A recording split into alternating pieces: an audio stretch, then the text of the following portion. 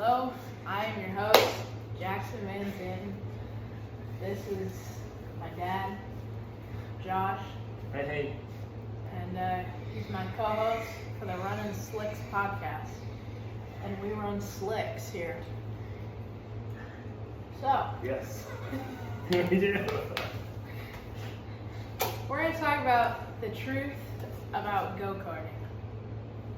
Starting from getting into karting to how it works and everything about it. So, getting into it, the price point. Yeah, this is just us. So Yeah. We're in the process. So let me make sure that's. We're going to try to explain things that I wish I would have known and the mistakes that I've made. Hopefully people won't make the same mistakes. And we are not rich by any means, so no. So, this was our first kart, and it sounds like we've been doing this for years. We've been doing this for like 2 months. So, You got to go way back. alright. When you were like 5. Well, I did karting when I was 5, yeah.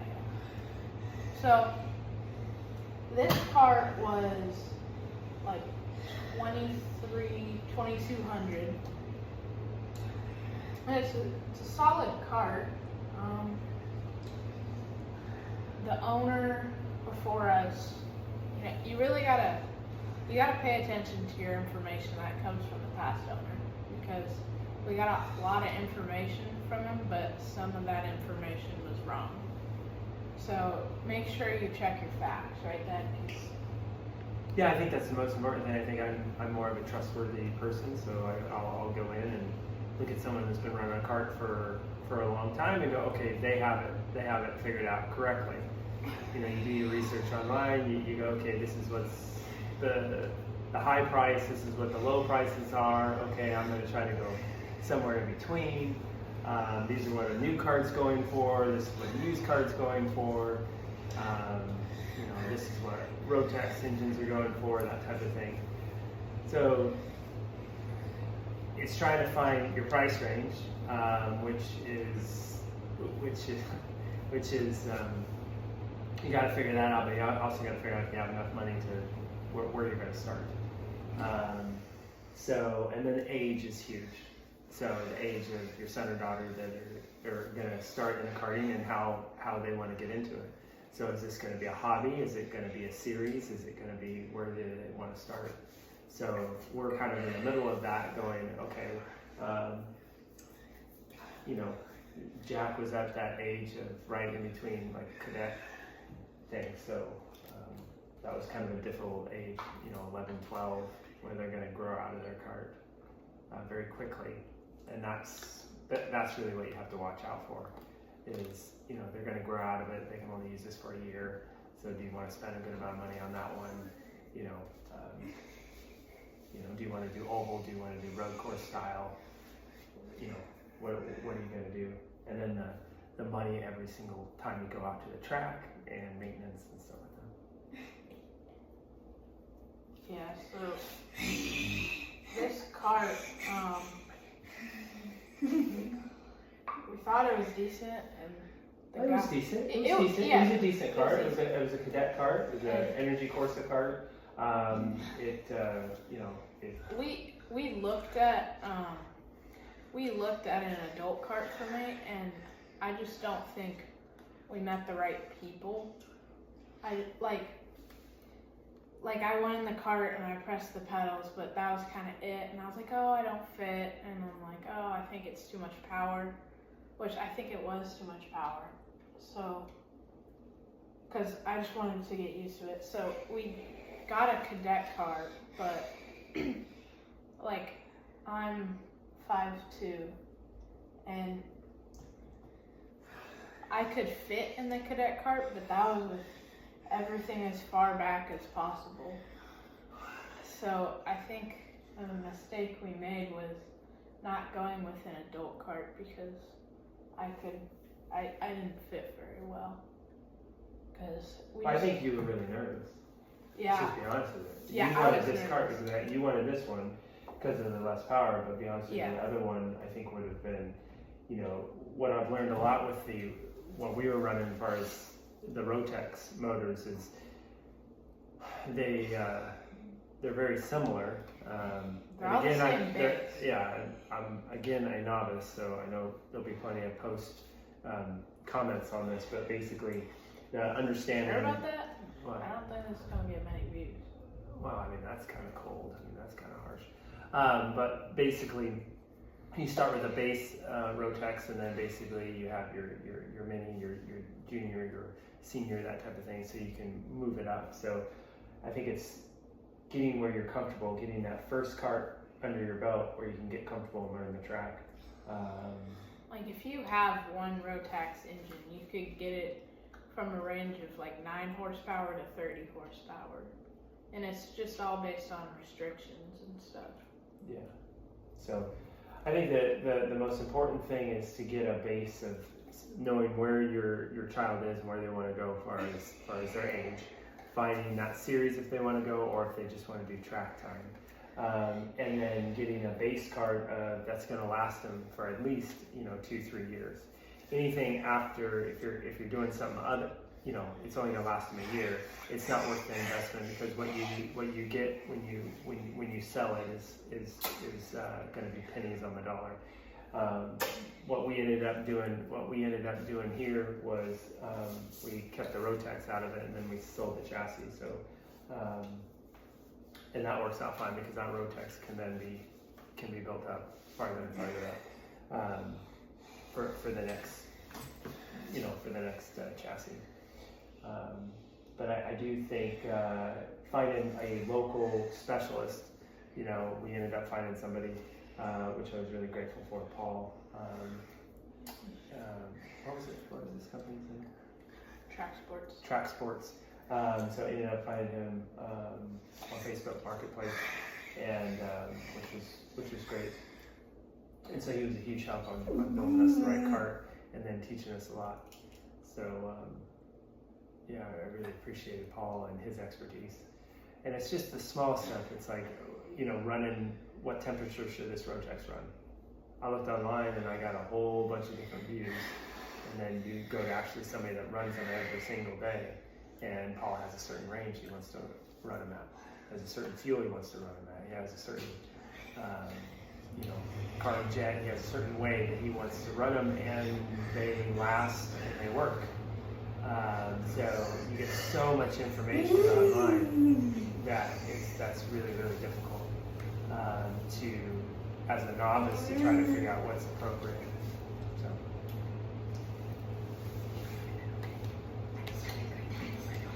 Yeah, I mean, you just gotta know your facts. Like, if you're not running it right, you could really hurt the engine, because we hurt the engine pretty bad.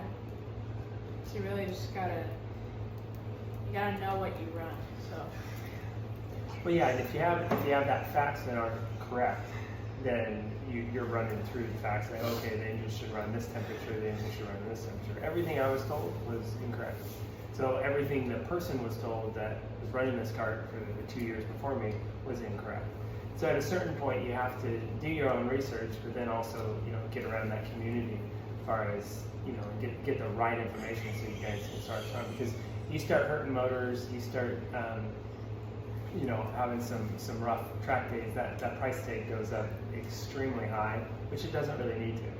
You should be able to get out on the track, get out, make your laps, do your practice sessions, do what you need to do at a minimal amount of cost. Putting fuel in, maintenance. You shouldn't have engine failures.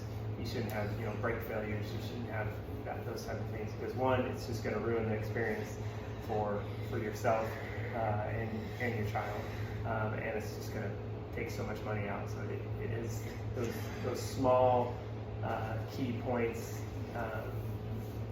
The right information is definitely critical. Okay, so the next topic we want to talk about is like what a track day will look like. So there's going to be a lot of prep to it. You would know, because you were always adjusting the tire pressures just right, and like You gotta make sure it has gas. Everything's Well, you basically have your sheet. fine. Yeah. You run your sheet, I mean, night before. So I usually run night before. So nut and bolt check. Okay. Nut and bolt check. You need to check your wheel bearings, tire pressure, fuel, get your mixture right. You got a video, And I make sure I put the battery on charge the night before, on triple charge. Just a once over of the cart, kind of have a checklist I go through. And chain tension, lube, stuff like that. So it's good to have a checklist, and then basically what you're going to put in your, in your rig, basically your truck or whatever you're using. So make sure you got your cart stand, shop towels, rags, whatever you're going to need to while you're out at the track. It doesn't work once you get all the way out there and you spend the time and effort, and then you're missing something. And then if you do, like our track has where you can buy stuff, but the price is so high. So it's just good to have your checklist of what you need on a daily basis when you're out there, your tools and stuff like that. So yeah, you need spare parts.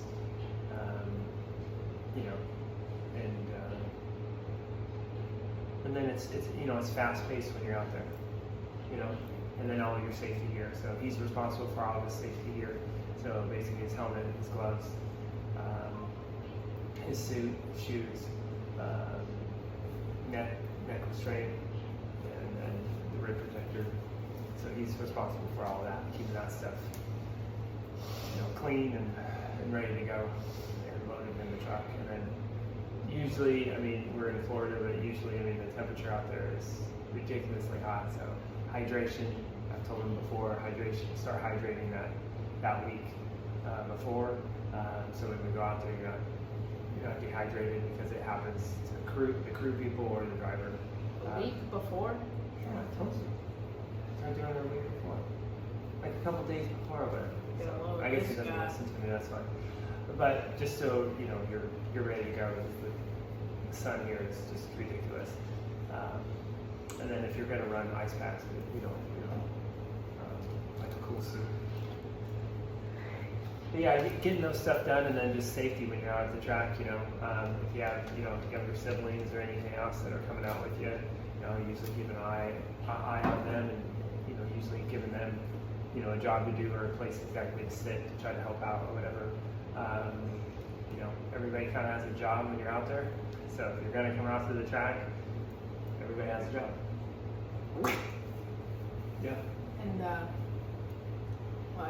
as a driver, one important thing is you need to make sure that everything's comfortable in the cart. Like, you need to make sure the seat feels good, the pedals feel good, like they're easy to press. Yeah, that's actually been really difficult. That's a big thing. Getting set up in the car. Yeah, it's a big thing though, because if you're not comfortable, you're not going to be as good. Well, we spent, I think it was 2 hours with Paul, who was helping us out with the cart, trying to get you comfortable with as far as pedals and the steering wheel, because everything's adjustable. So we spent a lot of time just getting you fit in there how you wanted it. Hey, welcome back. So one thing I wanted to cover is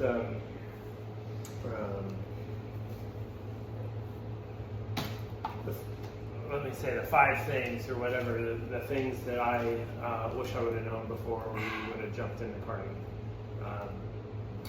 One, I think it's the cost. Okay, I know we touched on it a little bit before, but I think cost can range. When I was originally going to go and sign Jack up with a team that basically works with, the kids and basically puts them in their own carts, and they service the carts, whatever. I was told that's $20,000 to $30,000 a season. On my, there was no way that was gonna happen. So I knew that was an option. then there's, okay, you know, we can go and just, you know, do your normal rental carts and kind of do that. But again, you start pricing that out, that's about $120 to $150 per time, and you don't own a cart. So that was an option, but not really one I wanted to, it wasn't gonna work for us.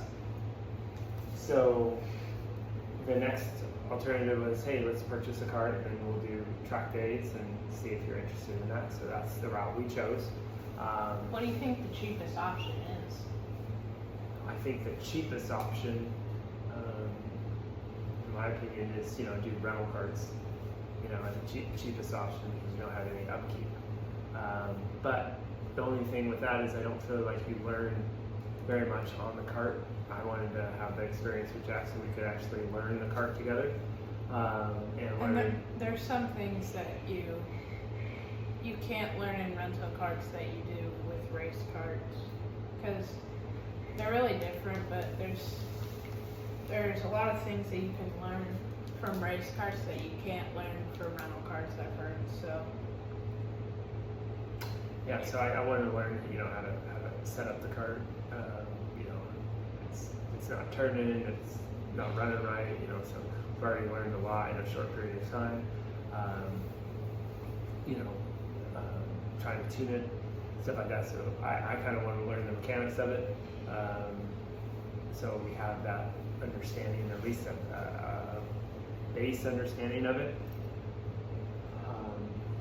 So, and then also, you know, what vehicle you have to actually take the cart, because there's a good amount of stuff that goes with the cart, and then the expense of the suits and, you know, the safety gear. You know, you can spend $1,500 very, very quickly on just safety equipment. So there's that expense. how much did you spend on it? I think I spent right around $1,000, and that was me trying to really search and try to go as, you know, a reasonable but still name brand stuff.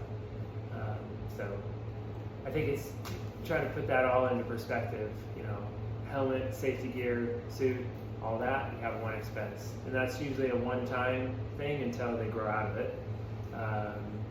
And then you have your cart, which is going to be a one-time purchase. Again, depending on if it's age, how while they're growing, they're going to grow out of it. Listen, if you have a child and they're like, if they're below the age of 11,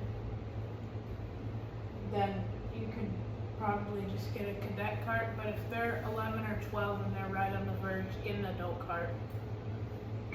Because we got a cadet cart and I didn't think I would fit well in an adult cart, but with everything we do with the seat and moving the pedals, I fit really good in an adult cart, and that'll last you for the rest of your life. So yeah, and depending on what series you have in your area and stuff like that. But, yeah, and then, you know, also then you're gonna have spares as well. So a spares package. So we have spare Rotex. you want me to get it? No. Oh, okay. So, but yeah, you have a spare package also, and then the tools that you need and stuff like that. So there's expenses in all that. And I think it's just wise to kind of look at all the aspects of it, and then just the track day expense. We average on our track. I average about $100 to $120 each time. That's just showing up at the track. That doesn't matter if we run one lap or we run 30 laps on a track day. I'm still going to have that expense. So that's right now it's about every week. So that's something to consider as well. Since we're on the topic of tracks, if you're a beginner, you need to find the right track, because I was starting out and I was going to Orlando Car Center, and I don't think that was a good. I mean, you can definitely learn, but the people at Orlando Kart Center, there's nobody there. Like nobody's really like they're obviously learning, but there's no beginners. Like there's serious people out there with like serious equipment, and so it is finding the track that works best for you. Orlando Kart Center, all the people there are very, very nice, very helpful, and have a parts department and everything like that. You gotta fit what's good with your, again, there's not like, oh, well, beginners go in this session or whatever else. They do have the micros and stuff like that, but it's just most everybody that's out there is very, very, very good and stuff like that. But, and this is just Orlando Kart Center. We've only been to Orlando Kart Center, so like Paul from Track Sports, he said go to Bushnell, so we're gonna go there next because he said it's a lot quieter and there's not as many people that are as serious. yeah, so all depends on kind of how you want to do it. How serious you want to go. Is this going to be a hobby? And I think is this going to be a hobby? Are we going to go serious? Are we going to do series? So it's each one for themselves. I think that's whatever your child wants to do. So everybody's going to be different. Our story is not the same as someone else's, and the way that we do it is not the same as somebody else. So. Really. So.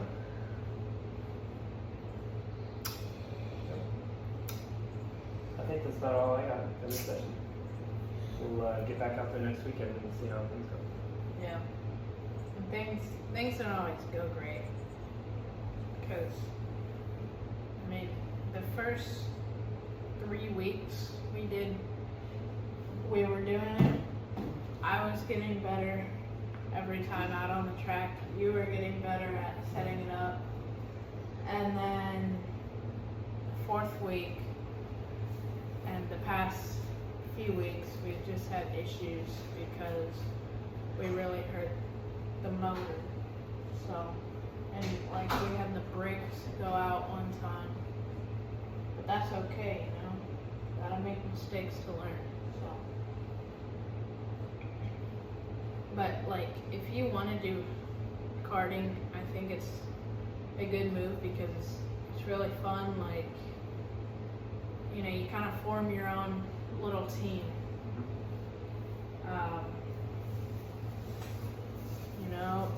And it's fun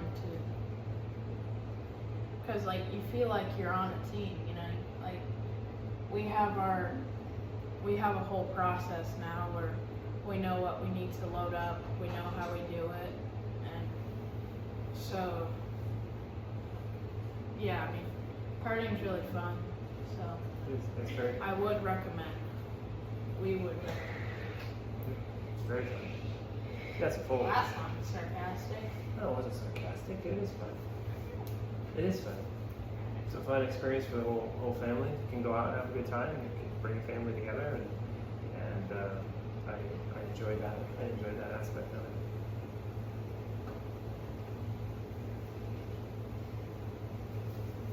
All right, let's sign out. How do you sign out?